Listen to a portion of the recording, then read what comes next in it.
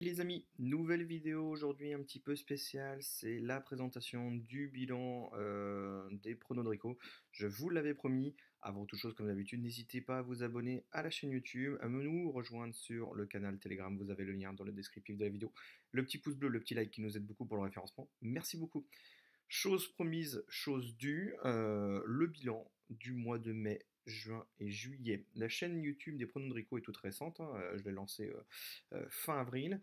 Je vous avais promis que je ferais le bilan, on va analyser tous ensemble, vous allez voir c'est extrêmement intéressant, il y a plein de choses, plein d'enseignements à apprendre, notamment pour tous les novices dans les paris sportifs, je vais vous expliquer un petit peu ce qu'il faut faire, ce qu'il ne faut pas faire.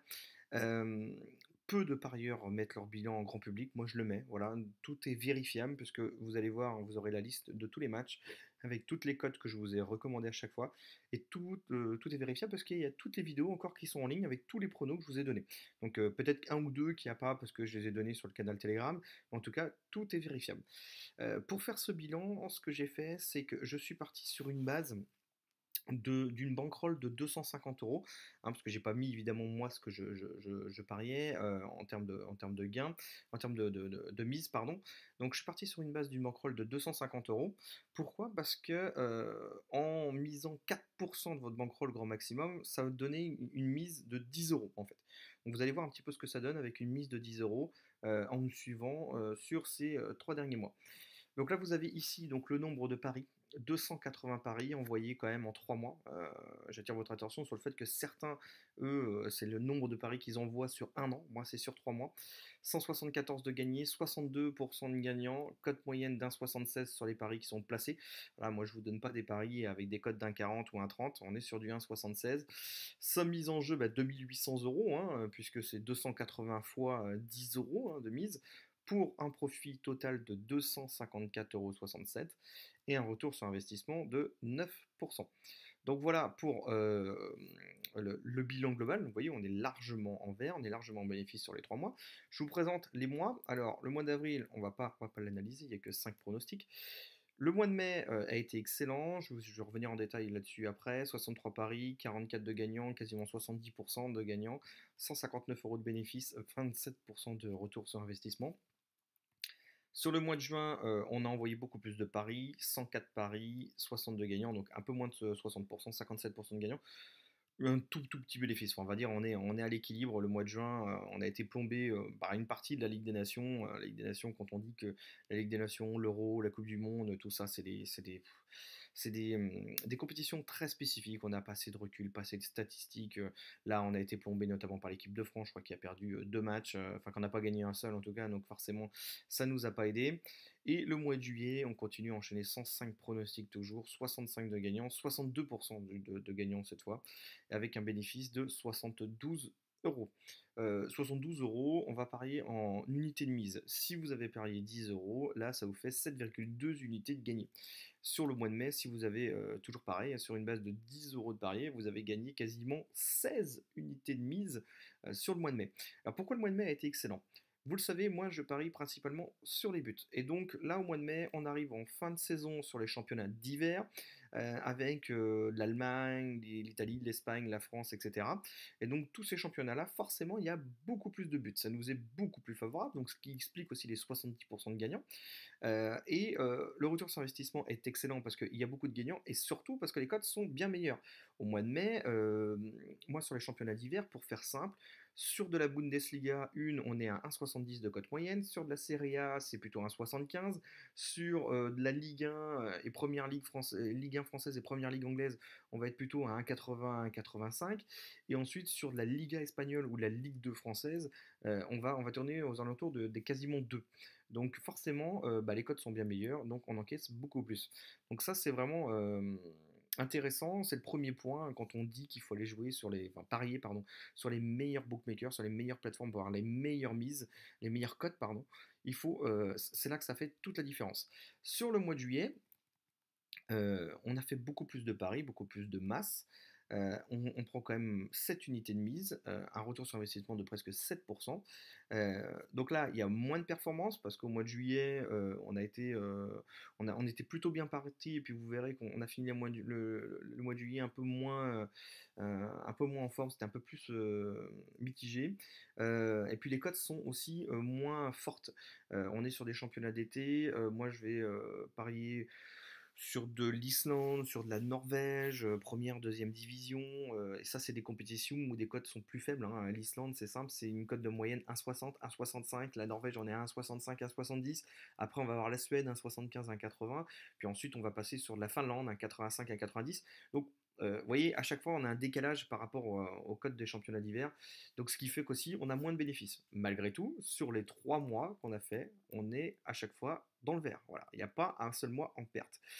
Et là, c'est vraiment intéressant parce que pour un pronostiqueur, pour un parieur, quand vous jouez en simple, puisqu'il faut jouer uniquement en simple, jamais faire de combiné, quand vous jouez en simple, vous voyez que vous allez avoir plein de mois en positif et vous allez aussi avoir quelques mois négatifs. Donc là, sur ces 3 mois-là, on n'a pas de mois en négatif, on a un mois à l'équilibre et le reste est 2 en positif. Vous allez en avoir certains qui vont être énormément en positif, comme le mois de mai, qui nous a été très favorable, et un peu moins favorable au mois de juillet. Néanmoins, 7% de retour sur investissement, 25% ici, et presque 1% sur celui-là. On est tout le temps en positif. Donc ça, c'est vraiment excellent. On va regarder le détail, et c'est là que vous allez pouvoir voir. Je vais essayer de faire assez vite parce qu'il y a pas mal de choses à expliquer. Ici, c'est tous les pronostics donc, que j'ai donnés. On a les dates des paris, les deux équipes marquent, le, le, le match, la compétition, et ensuite les cotes à lesquelles ça a été pris et à lesquelles j'ai recommandé de les prendre. Et voilà, et là on voit si c'est gagnant ou si c'est perdant. Donc là vous voyez, plutôt intéressant, on est sur du avril-mai, on a beaucoup plus de vert que de rouge, hein. Vous avez compris, le vert c'est les gagnants, le rouge c'est les perdants. On a un bel équilibre avec une moyenne de 3 gagnants, un perdant, vous voyez, ça c'est plutôt intéressant. Donc sur tout le mois de mai, et voilà ce que ça donne. Et le mois de mai là on termine sur une super belle série là, sur de la Norvège, sur de la Ligue 1, vous voyez, au Cerf Saint-Etienne par exemple, j'avais donné les deux équipes marques, on est passé avec une cote d'1,91. Et ça, c'est vraiment excellent. On fait également l'Irlande à 1,96. Donc ça, c'est pareil, ça nous a aidé, hein. Qu'est-ce que je pourrais aller voir également? Est-ce que j'ai autre chose? Liverpool Wolves. Voilà. Ça, c'est pareil contre les Wolverhampton. Les deux équipes marquent 1,64. Nantes-Saint-Etienne, les deux équipes marquent 1,70. Lens-Monaco 1,70. Lazio-Vérone 1,70. Ça c'est en Norvège. Chelsea-Leicester, les deux équipes marquent 1,97. Francfort contre les Glasgow Rangers en Europa League, les deux équipes marquent 1,78. Vous voyez, on a des cotes bien plus élevées sur ces championnats-là, la Sampdoria, Fiorentina 1,75. Donc on a des cotes plus élevées sur les championnats d'hiver. Donc là, l'équilibre est vraiment très bon. Le mois de mai est excellent. Ensuite, on va passer au mois de juin où on a forcément beaucoup plus de rouge. Là, on n'est pas en forme là ici. Le Japon, ça c'est les éliminatoires de la Coupe du Monde, la Ligue des Nations. Vous voyez, Ligue des Nations également.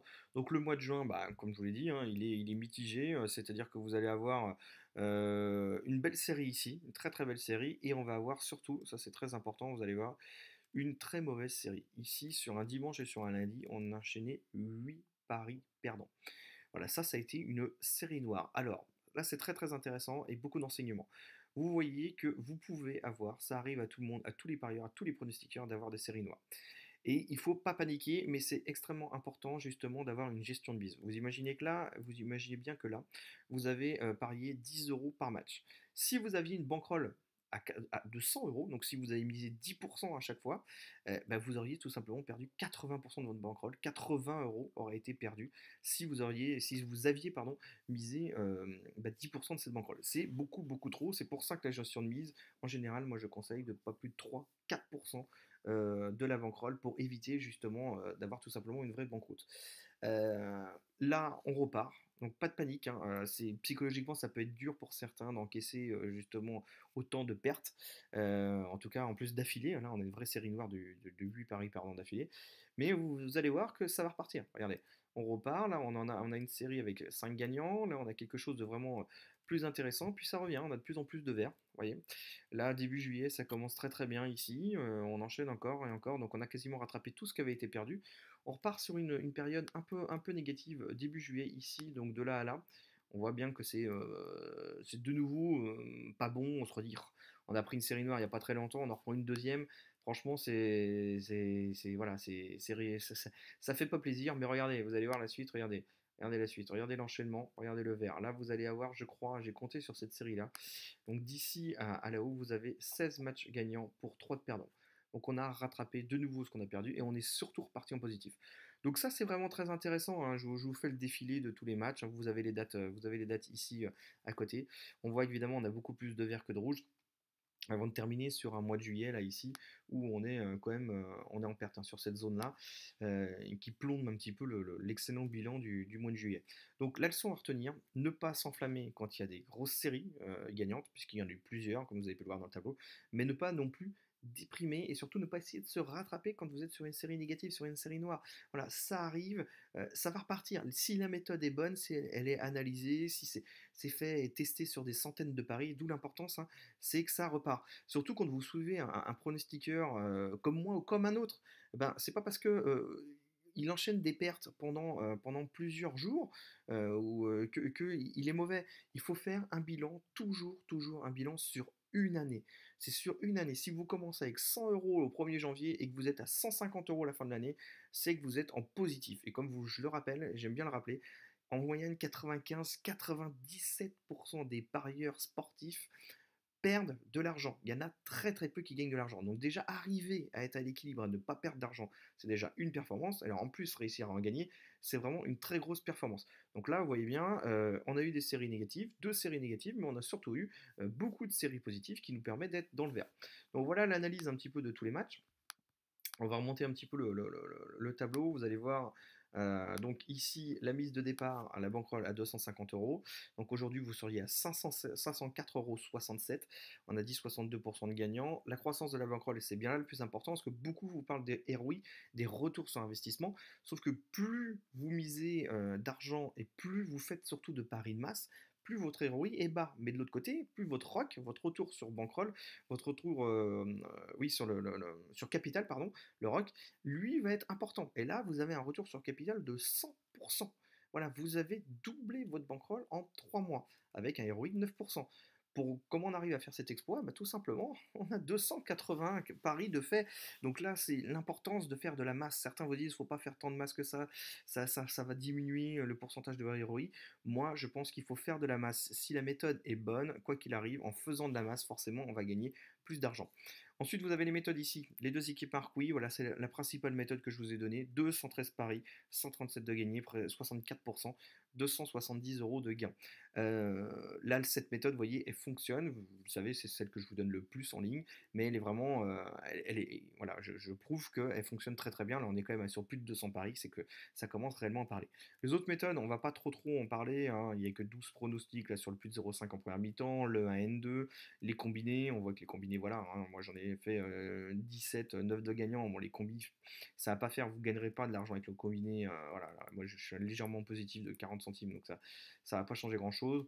Le over de 5, ça c'est quelque chose sur lequel je travaille aussi, on a un peu plus de paris, 32 paris, pour l'instant voilà, on est à l'équilibre, on a 0% de retour sur investissement, donc c'est pas encore quelque chose que j'arrive facilement à identifier. Chaque parieur, hein, a aussi, chaque pronostiqueur a ses méthodes, hein. Il y en a qui sont beaucoup plus à l'aise sur les résultats des équipes, d'autres c'est plus sur le nombre de buts. Moi, sur du pré-match, les deux équipes marquent, ça reste la méthode que j'arrive le plus facilement à analyser et c'est ce qui me permet d'encaisser. Bien sûr, je fais beaucoup de paris live et je ne peux pas vous donner mon bilan live, mais je peux vous dire qu'il est encore bien meilleur que le bilan pré-match, ce qui permet d'avoir une vraie rentabilité et d'être vraiment rentable sur les paris sportifs. On regarde la suite. 174 paris gagnants avec des cotes moyennes d'1,75. Voilà, ça c'est encore une nouvelle fois très important. J'insiste, certains pronostiqueurs vous donnent des cotes d'1,30, 1,40. Moi je vous donne du 1,75 gagnant. On peut faire une simulation ici avec 280 paris. Si vous aviez donc misé 10 euros, vous aviez 254 euros de bénéfice. Là, en misant 5600 euros, c'est-à-dire 20 euros par pari, vous êtes à 509 euros de profit. Voilà, donc ça c'est vraiment très bien. On peut faire la simulation, hein. Ceux qui font 100 euros par exemple de mise par pari en m'ayant suivi, bah, c'est 2546 euros de bénéfice. sur les 3 derniers mois. Là, encore une fois, c'est la preuve que si vous voulez gagner de l'argent au paris sportif, il faut investir de l'argent. C'est pas en mettant 5 euros sur un combiné d'une cote de 10 que vous allez gagner de l'argent à long terme. Ça, c'est ce que certains bookmakers essaient de vous faire croire. Vous ne gagnerez pas de l'argent à long terme sur des combinés. Ça ne fonctionne pas, vous en perdrez automatiquement. Ce qu'il faut faire, c'est parier en simple, toujours parier en simple. Et ça se joue sur du long terme, les paris sportifs. Voilà, c'est là qu'on voit les résultats. Et plus vous aurez de bankroll, plus vous allez pouvoir miser. Et plus vous allez pouvoir miser, plus vous allez pouvoir encaisser. Si bien sûr vous suivez un tipster, que ce soit moi ou un autre, qui est rentable. Ensuite, on voit les championnats. Alors, je vais passer les détails parce que, vous voyez, on a plein de championnats. On a fait 8, 7, 3, 9 paris. Donc, on n'a pas assez de recul pour voir les détails. Néanmoins, on a quand même des championnats comme l'Islande 1, l'Islande 2, où là, on voit que c'est relativement très rentable, hein. Vous voyez ici, vous avez 17% de retour sur investissement sur l'Islande 1, 20% de retour sur investissement sur l'Islande 2. D'où l'intérêt, encore une fois, d'aller sur des bookmakers étrangers et pas sur les bookmakers français. Parce que les bookmakers français, vous n'avez pas accès à la deuxième division islandaise. Ça, c'est l'Islande femmes. Donc là, pour l'instant, il n'y a que deux pronos. Normal, après, il y a eu l'Euro. On va regarder un petit peu juste la suite. Je vous fais le bilan rapidement. On a de la Ligue 2, de la Ligue des Champions, Ligue des Nations. Vous voyez, Ligue des Nations. Moi, j'ai un bilan légèrement négatif, 3 euros de perte. La Norvège 1, donc là je suis un petit peu déçu, c'est 2% de retour sur investissement. La deuxième division norvégienne c'est 5%. Je suis un peu déçu sur la Norvège cette année, il y a moins de buts que prévu pour l'instant.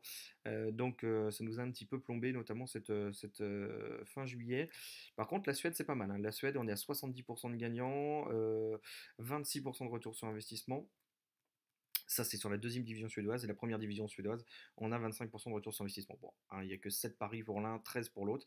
Donc voilà un petit peu le bilan.